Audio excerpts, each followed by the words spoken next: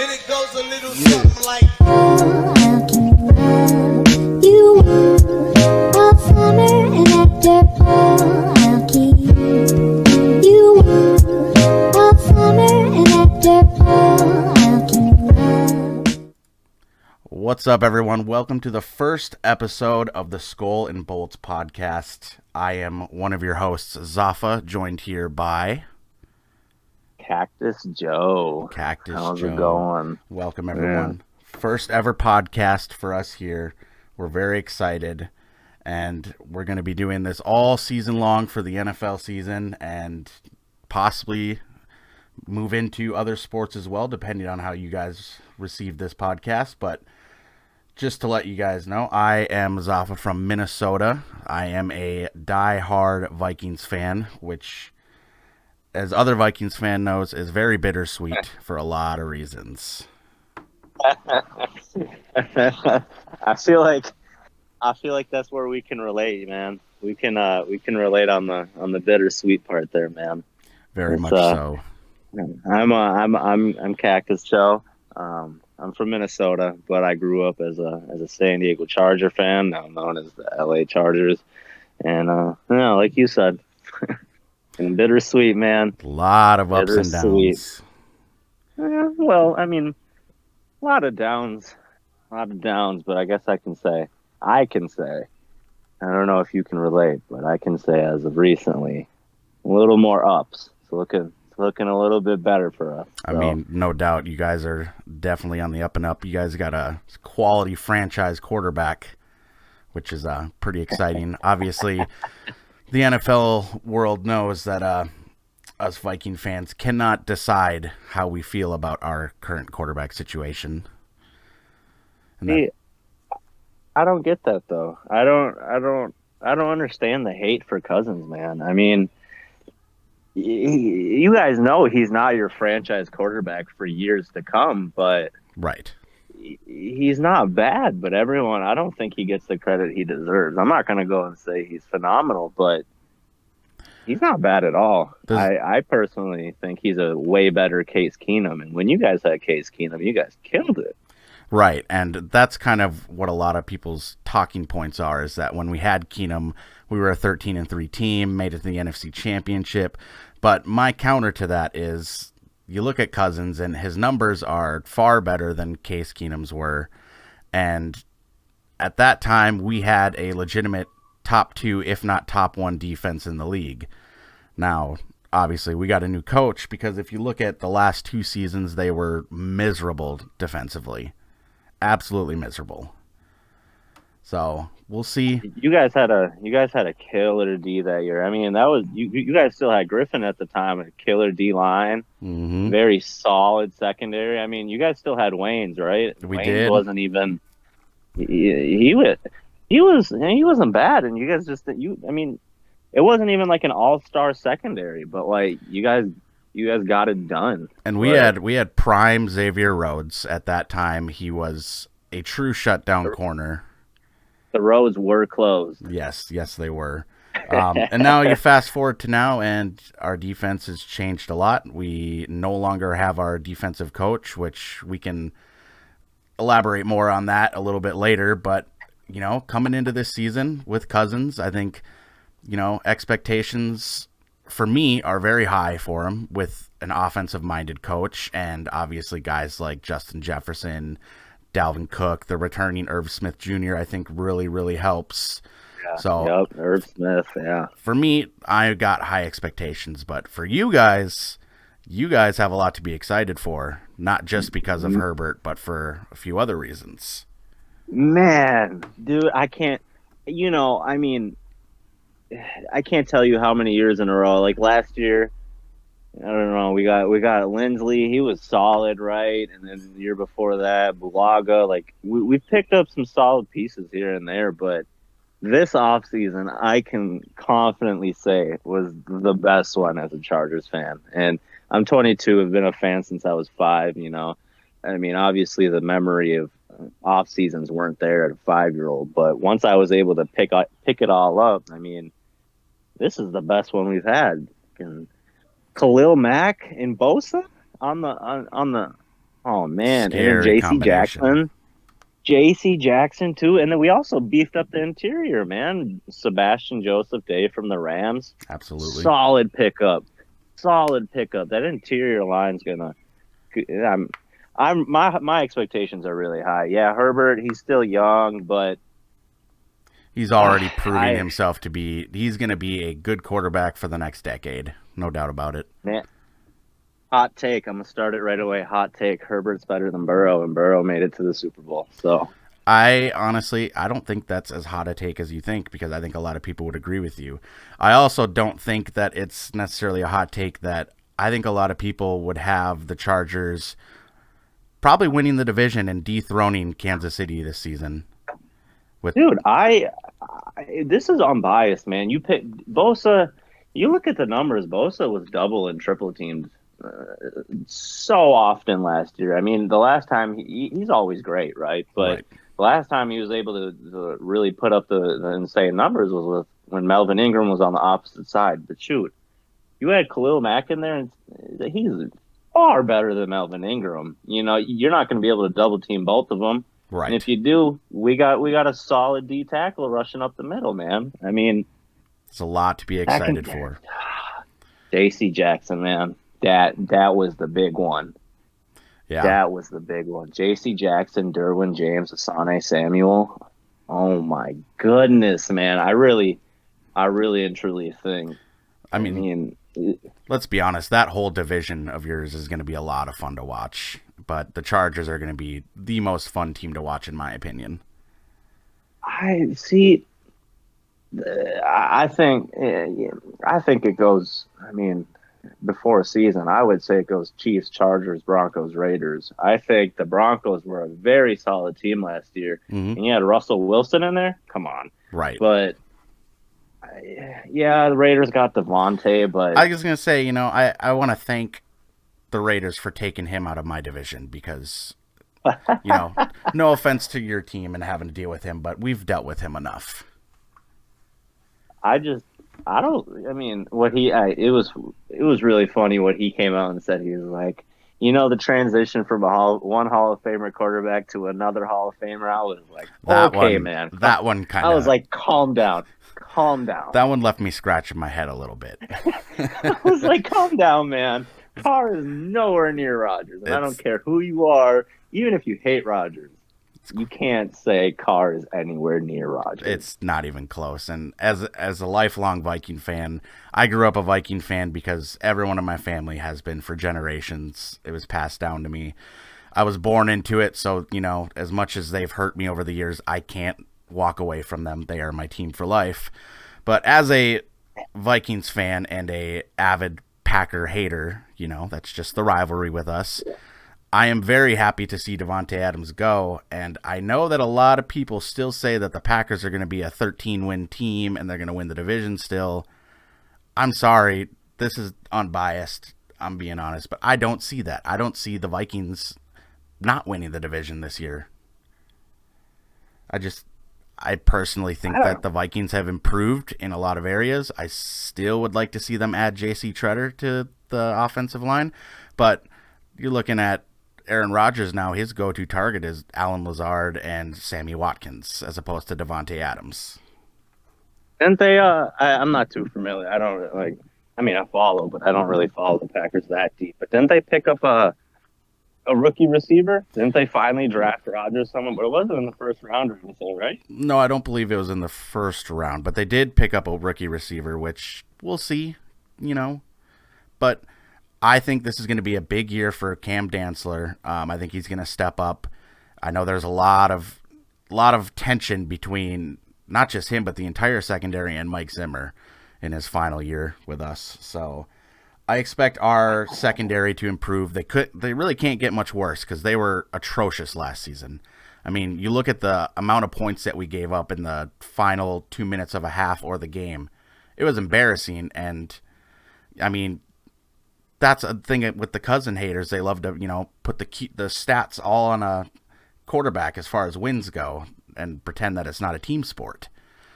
I mean, Cousins had several should have been game-winning drives that just fell through because of our pathetic defense, most pathetically against Detroit. That was the I was most about to say embarrassing against one. the Lions. Oh my goodness! I watched that one. That I was watched that one. horrifying. Absolutely horrifying. Were they winless at the time, or because I know they beat Arizona, but They were winless at the time. They had just tied with Pittsburgh.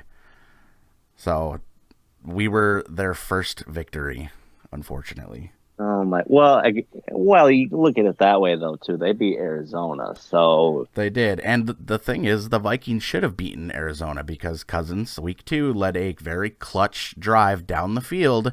And then Greg Joseph missed I think it was a 38-yard kick, which lost us the game.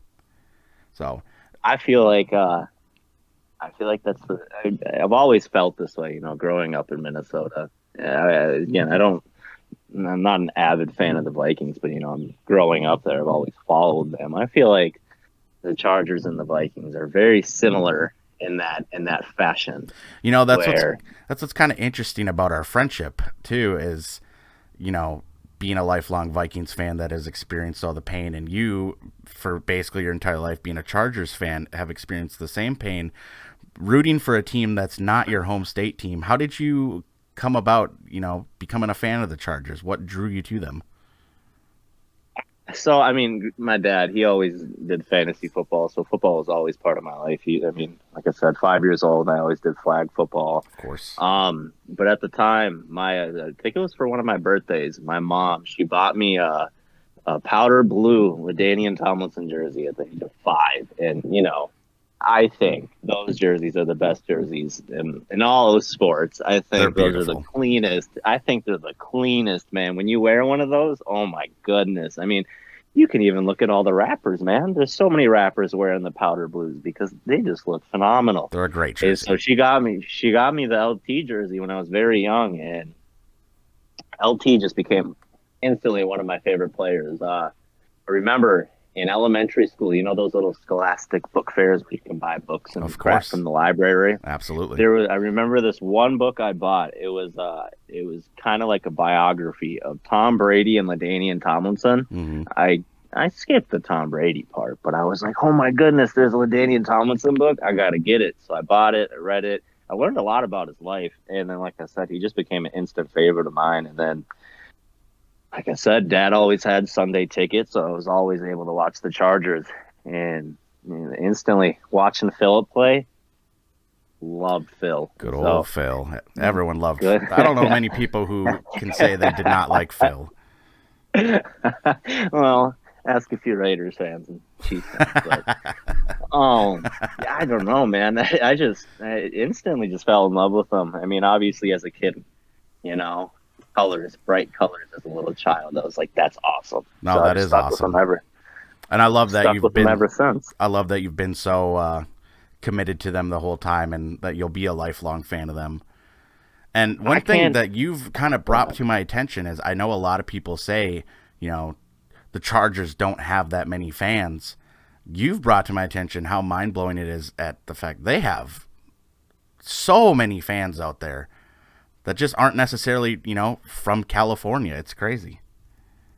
And, on our little Twitter account, I see that we followed a few Chargers fans. There was one of them that you followed. Her name is Jen Mills. Mm-hmm. And she's got like 13,000 followers on Twitter or something. She won the Fan of the Year last year for the Chargers. And it's crazy. The narrative that Chargers have no fans is just mind-boggling to me at this point. Yeah, I get it. We played in a soccer stadium one year, and we did that. But you look at the Twitter. I mean, I had a Twitter before, and it got suspended. But that's besides the point. I think I had like 500 followers, and that wasn't even my personal. It wasn't even tied to me. It was just tied to me being a fan of the Chargers. And one time I tweeted something at her, and she retweeted it. And I kid you not, my phone for the next hour and a half, 2 hours blew up, and it was just I gained like 300 followers, and I was just holy crap. I mean, yeah, I very much the noticed narrative.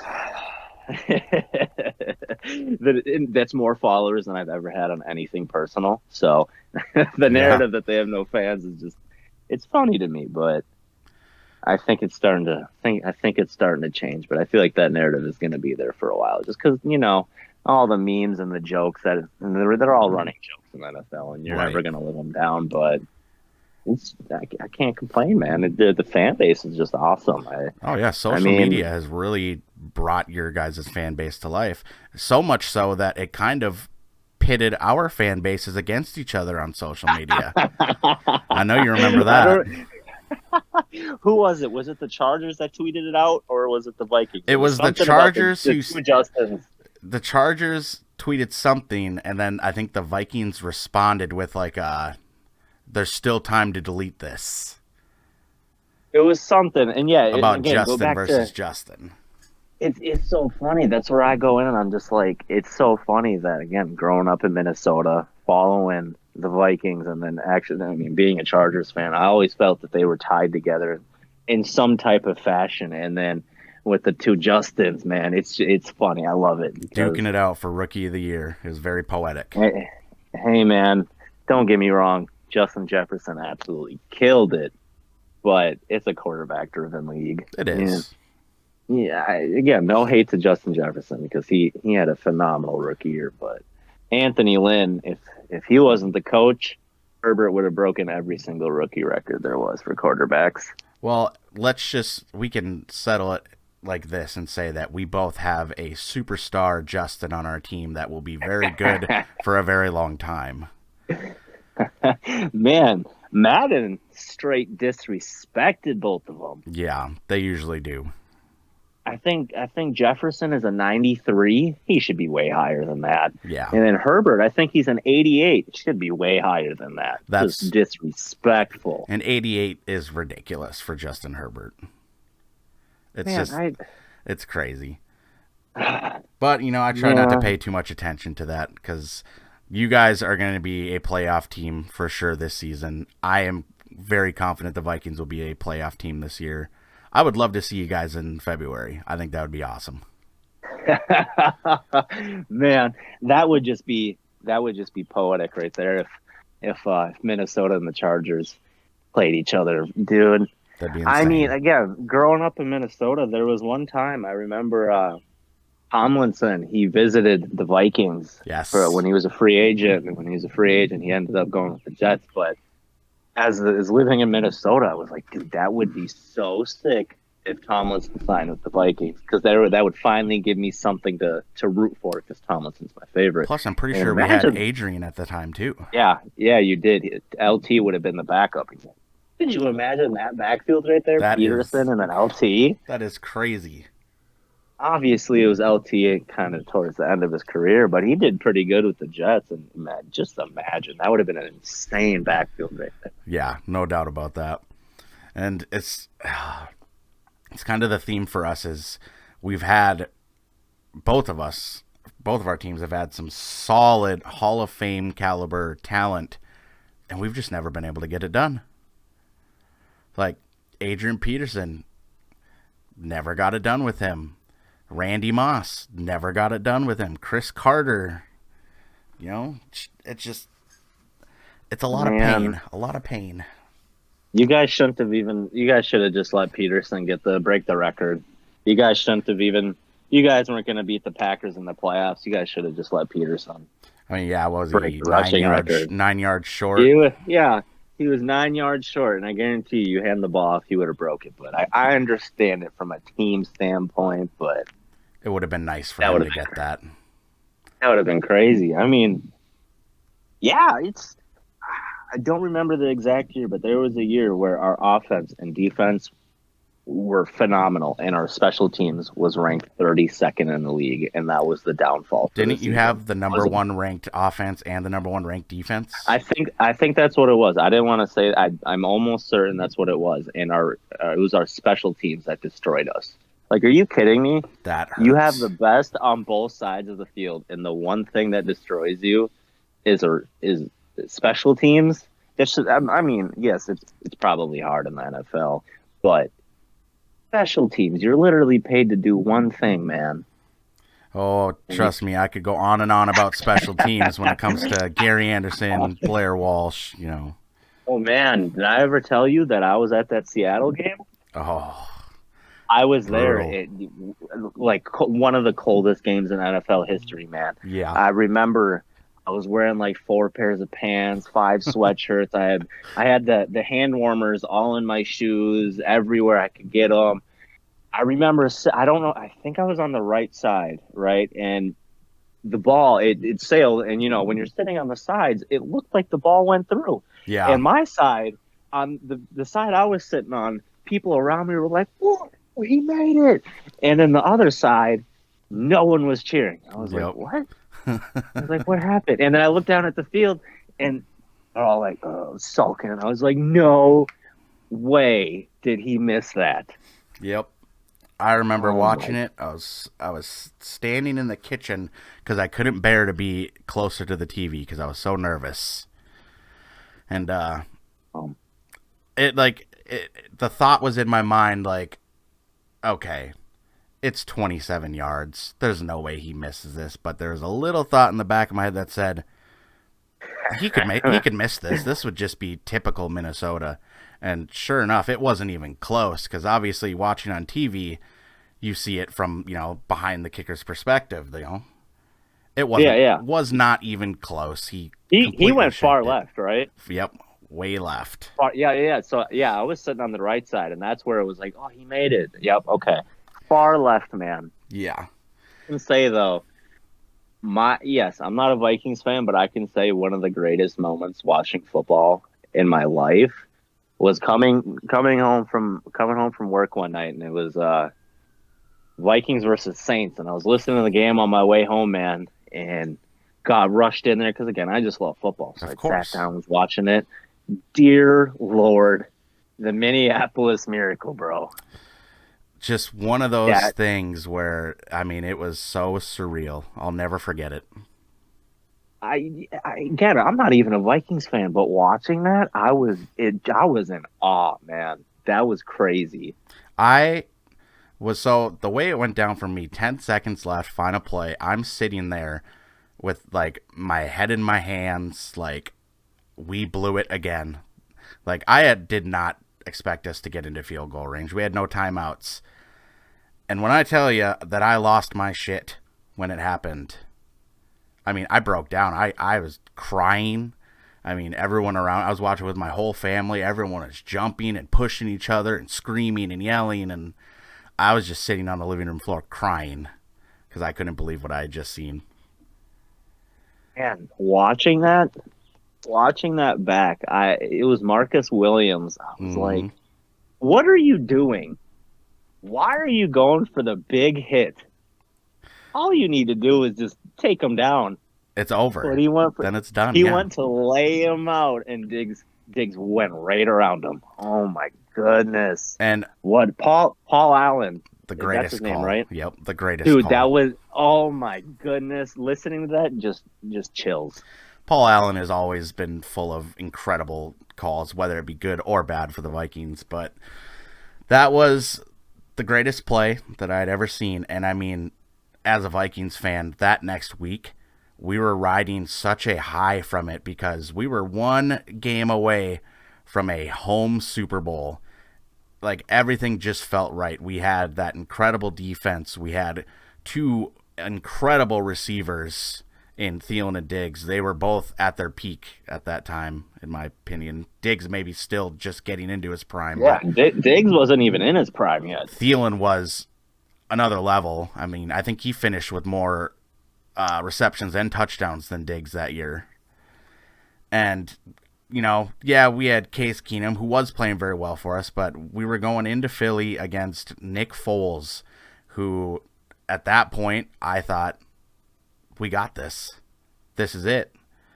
And going into the NFC Championship game, all day long, just not so much nerves. I was just excited because I thought there's just no way we lose this.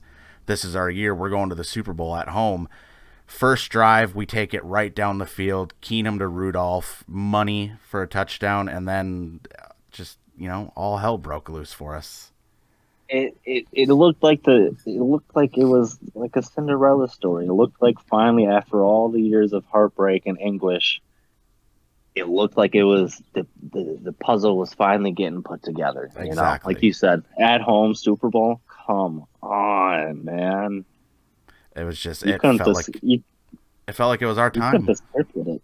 You couldn't have scripted it any better right there. But I think what the downfall of it was the high was the game prior.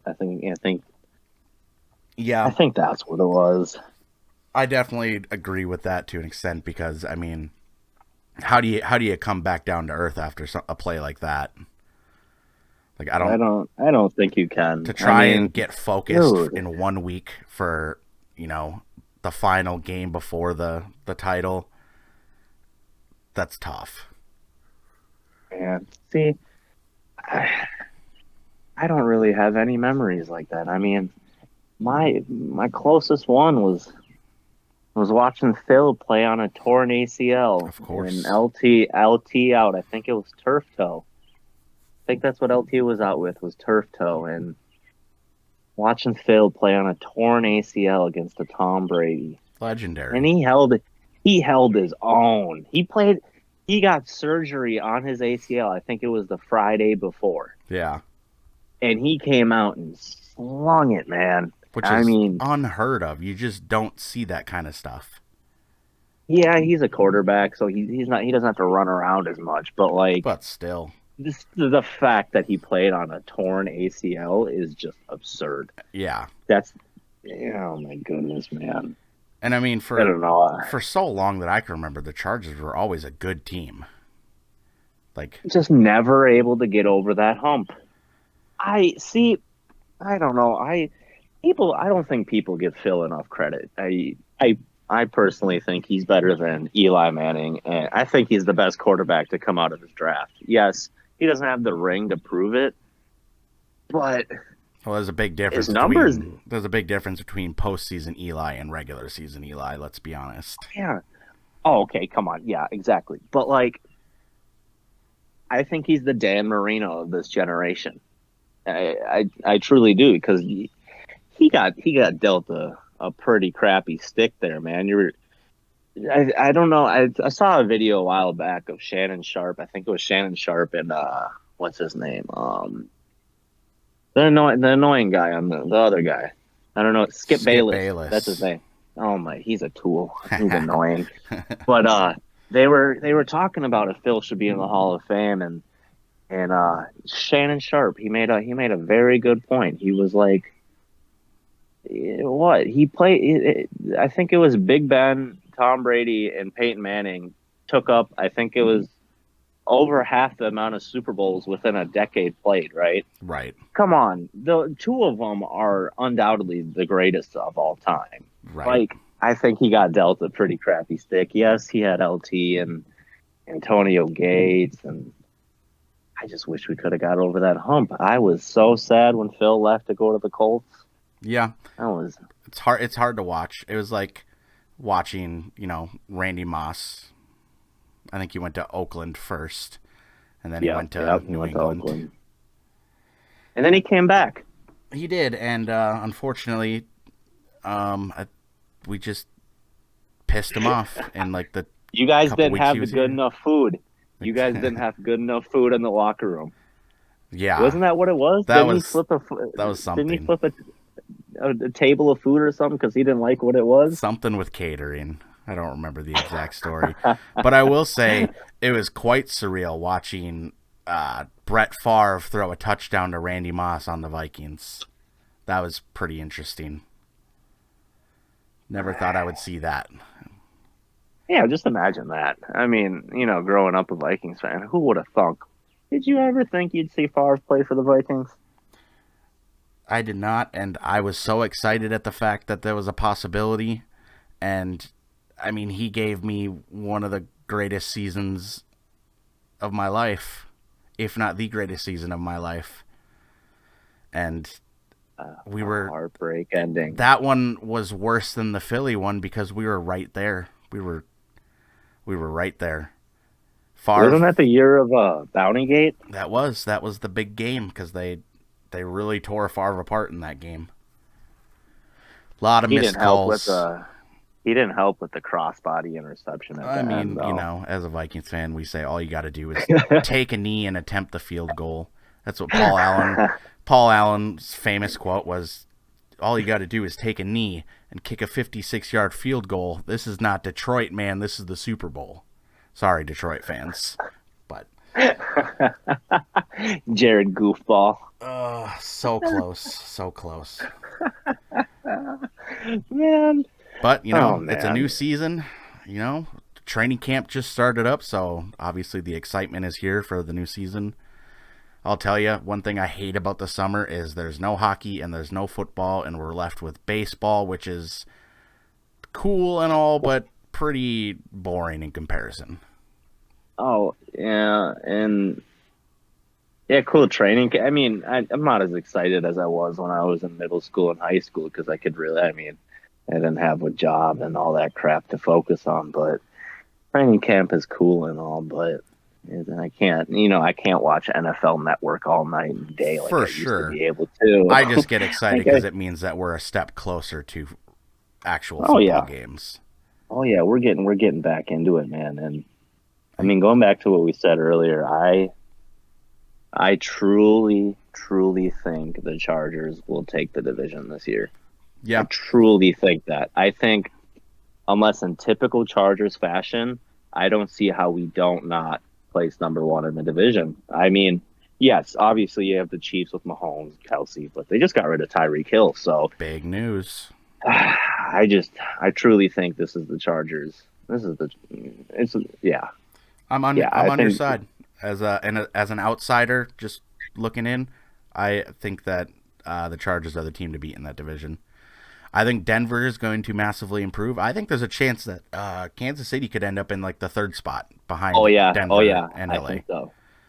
I think so too. I mean, I'm not going to go and say they're bad whatsoever, but I just don't think I don't. Mahomes is phenomenal. Don't get me wrong, but I think his hero ball moments are starting to catch up to him.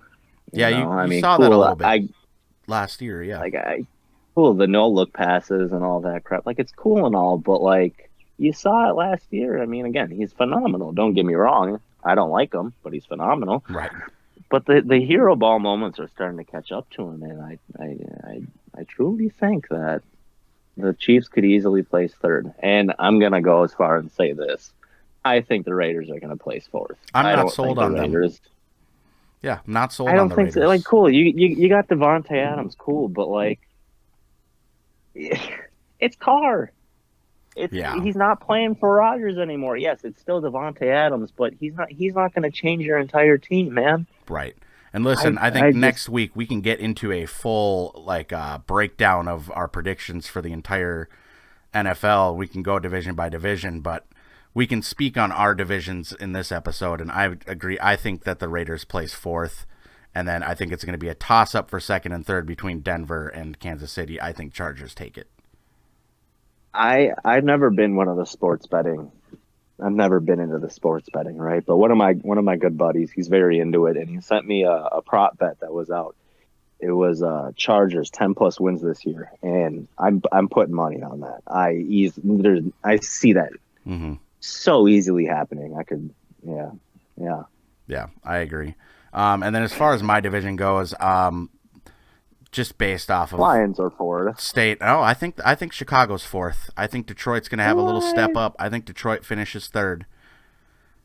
I think Even with Fields, I don't think Fields is a bad quarterback. I was reading reports today that he looked dog shit in training camp practice today. Dog shit. Really? But we'll see. Chicago has a lot of really good third wide receivers. That's about it. Darnell Mooney's pretty good. I don't see them being better than Detroit, to be honest. I think Detroit did add some weapons with the draft. Jared Goff's going to be their. I think Jared Goff's going to be their biggest speed bump, but I got Vikings, Packers, Lions, Bears as far as how they finish. That's just my opinion. We'll see. Man, I again, like you said, you're an outsider looking in on my side, but I just think is number one and number two. I could see it going either way. I mean, yes, Rodgers doesn't have Adams anymore, He's but still like Rodgers. I get it. he's still Aaron Rodgers and he's back to back MVP. Like Should it's not have Rodgers. been So last year, in my opinion. I just okay, No, I think it should have been. okay, I would have rather seen Brady get it, to be honest. okay. I could see that. I could see that. Right? Yeah. I mean, I'm not gonna get into depth about it, but I've seen why some people don't think Rodgers should have won MVP, and I think the reasoning behind that is bullshit.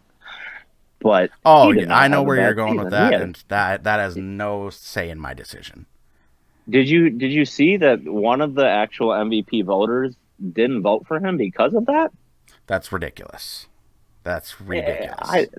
I think that's bull. I mean, again, I don't really care because I'm not a fan of the Packers, nor am I like woohoo Rodgers. Right. But it's still Rodgers, man. I could see it going either way. Oh, he's great. Trust me, I was really hoping that he would be heading to San Francisco or something this offseason, but that didn't happen. I really thought he was going to go to Denver, man. I was scared. Yeah. I was so scared. I really thought he was going to go to Denver. Yeah. That would have been crazy. You know, it would have been great for us, but it is what it is. We've held our own against Rodgers the last few years. I mean, we split with them last year. We split with them the year before. And that was with historically bad defenses. So we'll see. And you guys got rid of Zimmer, man. So Yep. I think Zimmer was one of your biggest downfalls. I mean, again, I'm not a fan of the Vikings, but I saw a lot of the stuff he was saying and doing, and I don't think you can have a successful team when your coach just hates your quarterback. Right. Yeah, and it's just so much drama that's been coming out after the fact, and the new coaching staff, new GM, everyone seems to be on board. We get a healthy Danielle Hunter back. We added Zadarius Smith on the opposite side of him, switching to a 3-4 defense, which I'm very curious to see how that plays out. We'll see. Did Danielle, did he sign an extension yet? Yes, he was. Well, he restructured for sure. Okay. So. Okay. Because wasn't this his last year? It was. I think he restructured for an additional year, and then they'll come back and revisit it. He is so good, dude. He is phenomenal. He is. The problem is he's missed basically the entire last 2 seasons. How old is he? He's still young. Okay. See, I get where you're coming from, but I mean, going as a Chargers fan, I think Hunter's phenomenal, right? Yeah. But I hate the but he's been hurt. Okay, yes, I understand that the best thing you can have is availability. I get that. But you can't control injuries, right? And Of as course. a Chargers fan, Derwin James, I think he is I mean, this may be a little biased, but I think he's the best safety in football. But then everyone wants to say, oh, yeah, but he missed such and such amount of time. Okay, last year he was healthy, and he was phenomenal. Right.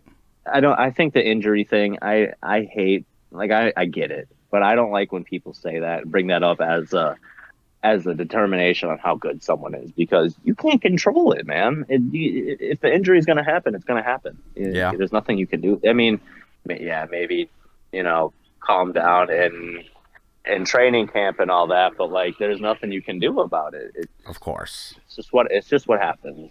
It's all part of the game, yeah. I'm just really excited. I cannot wait for football to come back. It's going to be great. Couple last thoughts, and touching points before we end this. So some explosive offenses in the league. Adding some new additions. What are your thoughts on Julio Jones heading to Tampa, kind of taking over for Antonio Brown's departure? See, a lot of people may not like Antonio Brown. I personally, I loved him. His little charade was kind of funny in my mind, but It's hard not to be entertained. I think Julio. I think he's gonna do good. I mean, they don't have Derrick Henry, and he's not playing for Tannehill, right? I Finally don't see gets how he. Brady. Yeah. I don't see how you can't. I mean, Brown was putting up. He wasn't putting up phenomenal numbers, but he was solid for a third.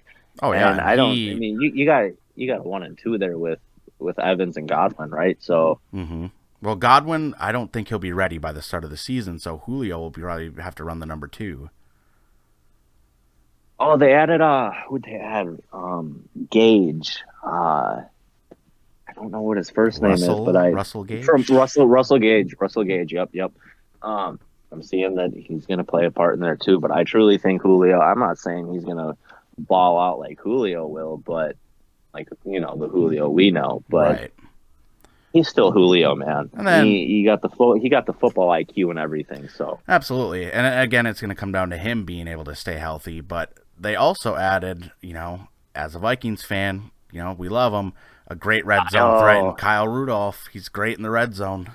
So, Kyle, man, yeah, I don't get why Gronk didn't come back. I think that's a very odd choice or decision. I would have thought when Brady was done, or vice versa with both of them. Mm-hmm. I would have thought when one of them was done, the other would have been done following suit. You would think, right? So, yeah. I would have thought they would have just rode off into the sunset together like the bros they are. Right.